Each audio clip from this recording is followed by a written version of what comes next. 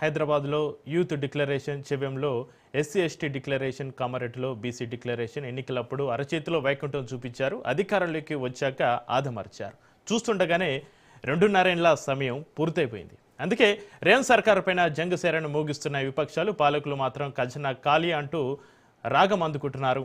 ఇక కాంగ్రెస్ వైఫల్యాలపైన బీఆర్ఎస్ పోరుబాట, 2.5 ఏళ్లలో కాంగ్రెస్ చేసిందేంటి, రానున్న రోజుల్లో రేవంత్ చేయాల్సిందేంటి అనే అంశాలపైన చర్చిద్దాం. మనకు అందుబాటులో ఉన్నారు మిట్టా నర్సేగౌడ్ గారు, కాంగ్రెస్ నాయకులు, నిఖిల్ రావు గారు, బీఆర్ఎస్ నాయకులు, ప్రొఫెసర్ డాక్టర్ శేషు గారు, విశ్లేషకులు. అందరికీ నమస్కారం అండి.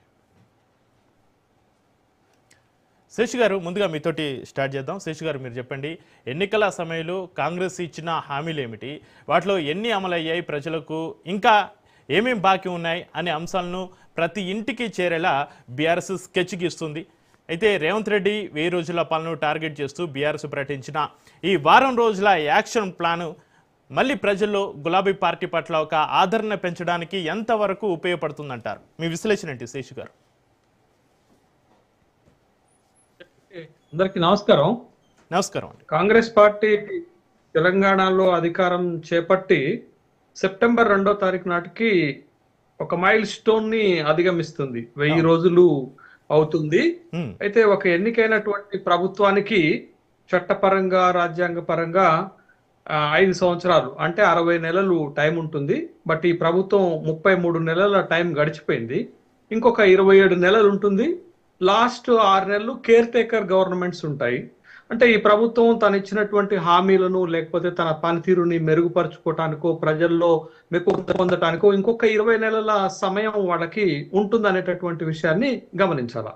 అంటే రేవంత్ రెడ్డి ప్రభుత్వానికి ఏం పని చేయాలన్నా ఇంకొక 21 నెలలు హార్డ్లీగా వాళ్ళు ఉపయోగించుకోవడానికి అవకాశం ఉంటుంది. అయితే బహుశా నేను రాజకీయ పక్షాలు లేకపోతే ప్రతిపక్షాలు విమర్శలు చేసినట్టుగా రేవంత్ రెడ్డి ప్రభుత్వం ఏమీ చేయలేదు అనేటటువంటి వ్యాఖ్యానం నేను చేయలేను. కానీ బట్ ఎన్ని మార్కులు ఇస్తాం ఇప్పటి వరకు రేవంత్ రెడ్డి పరిపాలనకు? అంటే సగం కంటే ఎక్కువ అయిపోయింది కాబట్టి ఎన్ని మార్కులు ఇవ్వచ్చు ఈ ప్రభుత్వానికి అని ఒక స్ట్రైట్ క్వశ్చన్ కనుక మనం అనుకుంటే నేను ఒక 35 మార్క్స్ ఇస్తాను అవుట్ ఆఫ్ 100కి. అంటే జస్ట్ పాస్ మార్క్స్ ఇస్తాను. ఒక్క మార్కు తగ్గినా ఆ ప్రభుత్వం ఫెయిల్ అవుతుంది. ప్రజల్లో మళ్ళా అధికారం చేపట్టాలి అంటే ఒక డిస్టింక్షన్ సాధించాల్సి ఉంటుంది. బట్ ఈ ప్రభుత్వానికి నేను ఒక 35 మార్కులు ఇస్తాను. తర్వాత పనితీరు, పెర్ఫార్మెన్స్ ఎలా ఉంది, పనితీరు ఎలా ఉంది అనే దానికి సూటిగా డైరెక్ట్ గా ఒక ఆన్సర్ చెప్పేస్తాను. Not up to the mark అంటాను. Not up to the mark ఎందుకు అంటున్నాను అని అంటే దానికి కూడా ఒక రీజన్ చెప్తాను. ఆ రీజన్ ఏంటి అని అంటే, ఏదైనా ఇప్పుడు తెలంగాణ రాష్ట్రం ఏర్పాటైన తర్వాత బీఆర్ఎస్ ప్రభుత్వం ఒక 10 సంవత్సరాలు ఉంది. ఆ 10 సంవత్సరాల ప్రభుత్వము ప్రజల ఆకాంక్షల మేరకు పనిచేయలేదు. ఇంకొక కొత్త ప్రభుత్వాన్ని తెచ్చుకోవాలని ప్రజలు అనుకుంటే ప్రజలకు ఎక్స్పెక్టేషన్స్ ఎక్కువ ఉంటాయి. బట్ ఆ ఎక్స్పెక్టేషన్స్ అందనంతగా not up to the mark కి ఈ ప్రభుత్వం వెళ్ళలేకపోయింది అనేటటువంటి దాంతో నేను not up to the mark, పనితీరు, పెర్ఫార్మెన్స్ అంతవరకు లేదు అనేటటువంటి ఒక కంక్లూజన్కి వచ్చారు. అయితే ఈ ప్రభుత్వం అధికారంలోకి వచ్చిన తర్వాత ఏదో చేయాలనే ఒక తపనతోటి కొన్ని ప్రయత్నాలు అయితే చేసింది. బట్ ఆ ప్రయత్నాల్లో కొంత మేరకు సక్సెస్ అయ్యాయి, కొన్నిట్లో సరైనటువంటి ఫలితాలు రాలేదు అనేటటువంటిది. తర్వాత ఎన్నికల సందర్భంగా ఈ రేవంత్ రెడ్డి గారు కానీ లేకపోతే కాంగ్రెస్ పార్టీ కానీ ఇచ్చినటువంటి హామీలు, ముఖ్యంగా 6 గ్యారంటీస్ చాలా ఆయువు పట్టనట్టు ఈ ప్రభుత్వానికి.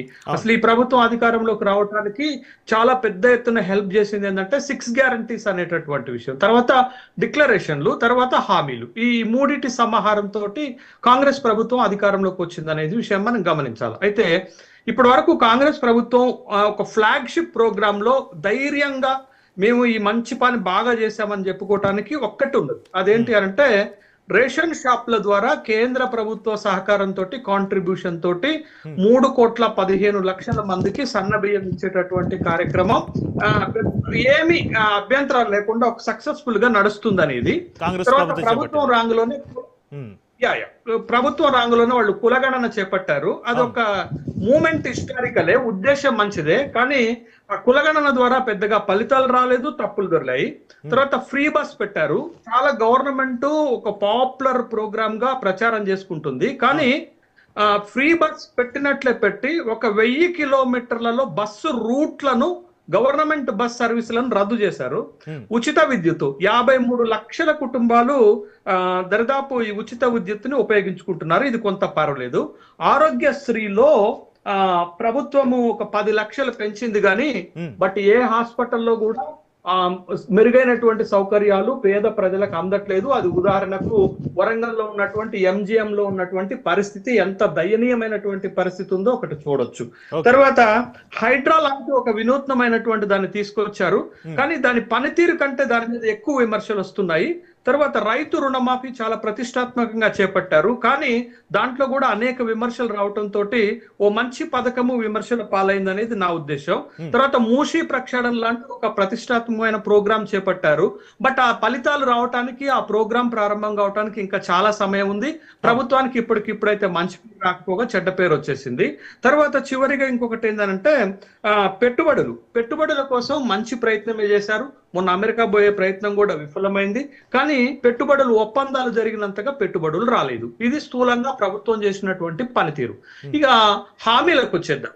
హామీలకు వచ్చేసరికి చాలా ప్రధానంగా ఏంటి అనంటే 6 గ్యారంటీస్ లో వాళ్ళు 13 హామీలు ఇచ్చారు, కానీ ఒక 8 మాత్రమే నెరవేర్చి చాలా కీలకమైనటువంటి 2-3 హామీలను నెరవేర్చలేకపోయారు. అది ప్రభుత్వం పైన వ్యతిరేకత పెంచిందనే విషయాన్ని గమనించాలి. పక్కన ఆంధ్రప్రదేశ్ లో 4,000 రూపాయల పెన్షన్ ఇస్తుంటే మనం ఒక్క నెల ఆగండి మీకు 4,000 రూపాయల పెన్షన్ ఇస్తా అన్నారు, ఇప్పటికి ఇవ్వలేదు. వృద్ధులకు 66,000 రూపాయలు బాకీ పడ్డారు రేవంత్ రెడ్డి గారు పెన్షన్ విషయంలో. తర్వాత మహిళలకి కూడా 2,500 రూపాయలు మహిళా మహాలక్ష్మి స్కీమ్ కింద ఇస్తానన్నారు, బట్ ఆ డబ్బులు ఇవ్వలేదు. కానీ మీకు మొన్న ఎన్నికలు జరిగినటువంటి పశ్చిమ బెంగాల్లో సువేందు అధికారి అధికారంలోకి రాంగులోనే మహిళలకు 3,000 రూపాయలు ఖాతాలో జమ చేసేటటువంటి కార్యక్రమాన్ని చేపట్టారు. పక్కన ఉన్నటువంటి తమిళనాడులో విజయ్ కూడా అధికారంలోకి వచ్చిన రాంగులోనే 8 గ్రాముల బంగారం పట్టు చీర అమల్లోకి తీసుకొచ్చినటువంటి సందర్భం ఉంది. కానీ మనం కళ్యాణ లక్ష్మిని తులం బంగారం లాంటి పథకాన్ని అసలు కోర్టు తీర్పుతోటి నిలుపుదల చేసేటటువంటి కార్యక్రమం చేశాం. కాబట్టి మహిళలకి ప్రియమైన రేవంత్ రెడ్డి గారు 82,500 రూపాయలు బాకీ పడి ఉన్నారు అనేది ఇక్కడ ఈ 6 గ్యారంటీలలో ప్రధానమైనటువంటి లోపం కనపడుతుంది. రైతు భరోసా అంశం మర్చిపోయారు. నేనేమంటున్నాను, ఇంకా డిక్లరేషన్ లో చెప్తాను ముచ్చట. డిక్లరేషన్ లో ఏంటంటే రైతు డిక్లరేషన్ ఉంది, యూత్ డిక్లరేషన్, SC/ST డిక్లరేషన్లలో చాలా ప్రధానమైన డిక్లరేషన్ రాహుల్ గాంధీ ప్రియాంక గాంధీ వచ్చి డిక్లరేషన్స్ ను ఆవిష్కరించారు. అంత శాంటిటీ ఉంది వాటికి. కానీ ఆ డిక్లరేషన్లు అమలు చేయటంలో కాంగ్రెస్ పార్టీ ఎక్కడో తడబడ్డట్టుగా మనకు కనపడుతుంది. వాటి నుండి మంచి పేరు రాకపోగా విమర్శలు ఎదురవుతున్నాయి. ముఖ్యంగా రైతు డిక్లరేషన్ మా వరంగల్లోనే చేశారు. రాహుల్ గాంధీ గారు కూడా వచ్చి ఆ డిక్లరేషన్ విడుదల చేశారు. ఆ డిక్లరేషన్ లో ప్రధానమైనటువంటి హామీ రైతు బంధుని భరోసాగా మార్చారు. 15,000 ఇస్తామన్నారు, 12,000కే పరిమితం చేశారు. కానీ కేసీఆర్ ఉన్నప్పుడు రైతు బంధు ప్రతి సీజన్ కి టెన్షన్ గా వేసేవాళ్ళు. కానీ ఇప్పుడు చాలా ఇబ్బందికరమైనటువంటి పరిస్థితి. రైతు భరోసా ద్వారా ఎగ్గొట్టినటువంటి నిధులనే 21,000 కోట్ల రూపాయలు రైతు రుణమాఫీ చేశారనేటటువంటి లెక్కలు చాలా స్పష్టంగా తెలుస్తున్నాయి. తర్వాత బోనస్ ఇస్తామన్నారు, 8 పంటలకు ఇస్తామన్నారు, ఒక్క వరికే ఇస్తున్నారు.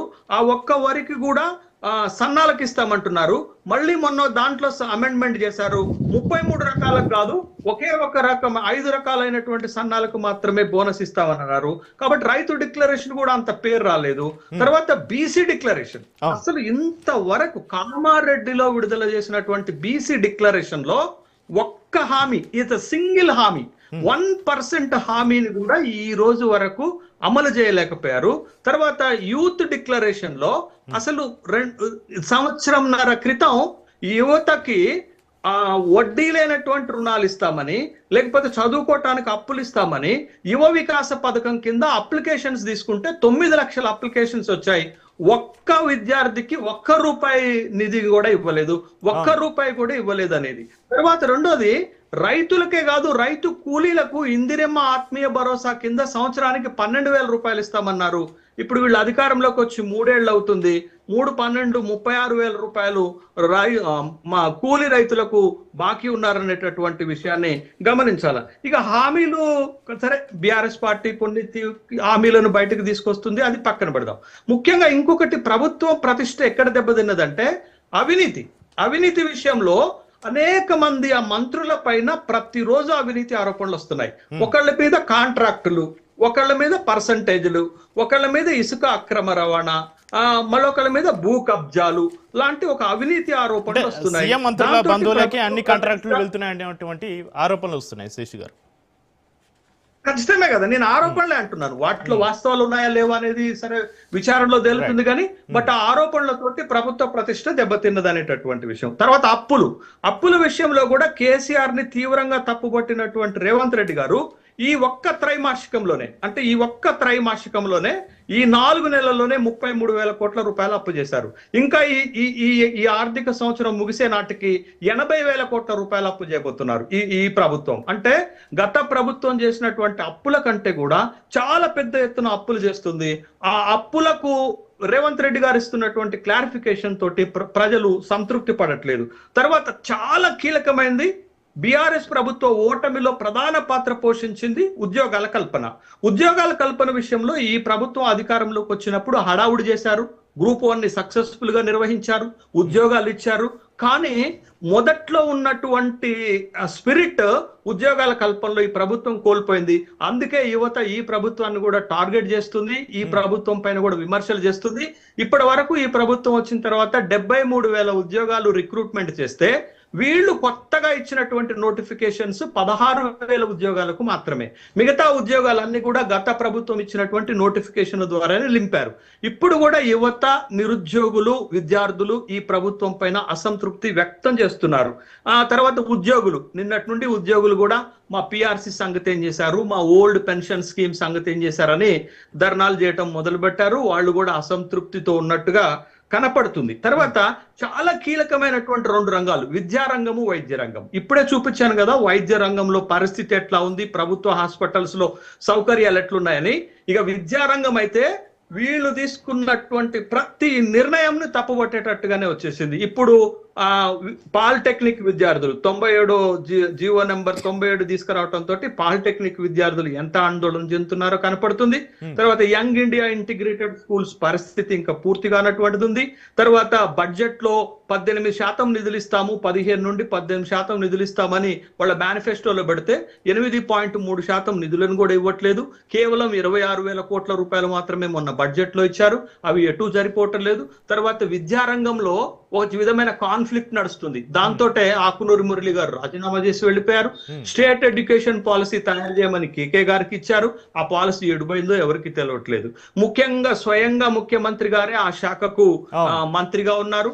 ఆ శాఖ ఫెయిల్యూర్ చాలా స్పష్టంగా కనపడుతుంది. ఆరోగ్య శాఖ ఫెయిల్యూర్ స్పష్టంగా కనపడుతుంది. రెవెన్యూ శాఖ ఫెయిల్యూర్ స్పష్టంగా కనపడుతుంది. ఆర్థిక శాఖ ఫెయిల్యూర్ స్పష్టంగా కనపడుతుంది. పురపాలక శాఖ ఫెయిల్యూర్ చాలా స్పష్టంగా కనపడుతుంది. ఇవన్నీ కూడా ప్రభుత్వం యొక్క ప్రతిష్టను దెబ్బతీస్తున్నట్లుగానే మనకి కనపడినటువంటి అంశాలుగా ఉన్నాయి. కాబట్టి ప్రభుత్వము తన పెర్ఫార్మెన్స్ ని పెంచుకోకపోతే రాజకీయంగా ప్రతిదీ విమర్శల పాలవుతుంది. రాజకీయంగా ప్రతిదీ ఒక అంశంగా మారేటటువంటి అవకాశం ఉంది. కాబట్టి ఒకవేళ ఇవన్నీ చేయాలంటే ప్రభుత్వానికి ఇంకా మిగిలిన సమయం 21 నెలలు మాత్రమే. ఆ 21 నెలల్లో ప్రభుత్వం తన పెట్టుకున్నటువంటి టార్గెట్స్, అటు సంక్షేమంలో గాని, ఇటు అభివృద్ధిలో గాని, ప్రభుత్వంపై వస్తున్నటువంటి ఆరోపణలు గాని, ప్రభుత్వం పెట్టుకున్నటువంటి లక్ష్యాలు గాని చేరుకుంటుందా? చేరుకోకపోతే కాంగ్రెస్ పార్టీకి రాజకీయంగా ఇబ్బందికరమైన పరిస్థితులు ఏర్పడతాయి. ఎగ్జాక్ట్లీ.